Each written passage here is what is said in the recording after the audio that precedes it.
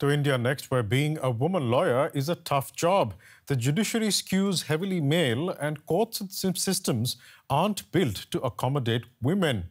It's even prompted India's top judge to issue a call to women lawyers to demand that they be given half of all jobs in India's judiciary. Prerna Arora is heading to the courts in North Delhi. The 31-year-old lawyer already feels the pressure to wrap up work before it gets dark. Because as a woman, she feels unsafe in the poorly lit area. The infrastructure in the court itself is also not conducive for women. Washrooms for women are limited, and they often feel unwelcome in the common working areas. Arora confesses she sometimes chooses cases based on the safety and infrastructure at the court.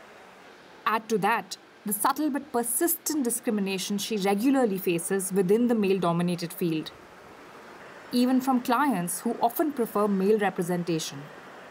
The fear of people, especially the clients, for women not appearing or women not turning up because of their family commitments or personal issues, it's a misconception.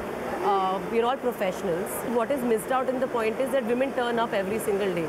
She has even seen legal firms and senior lawyers express a clear preference for hiring men.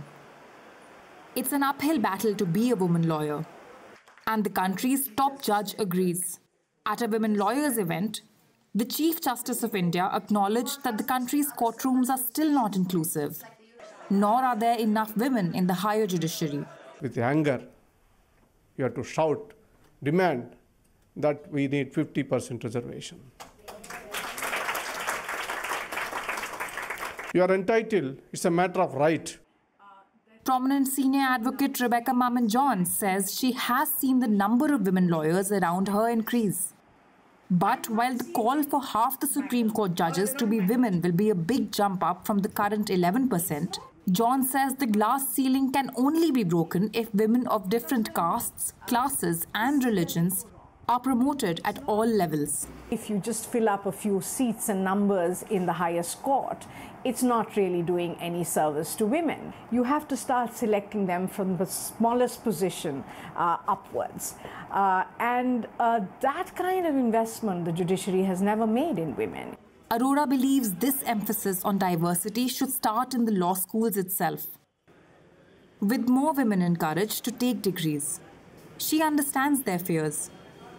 She too initially wondered what she'd got herself into.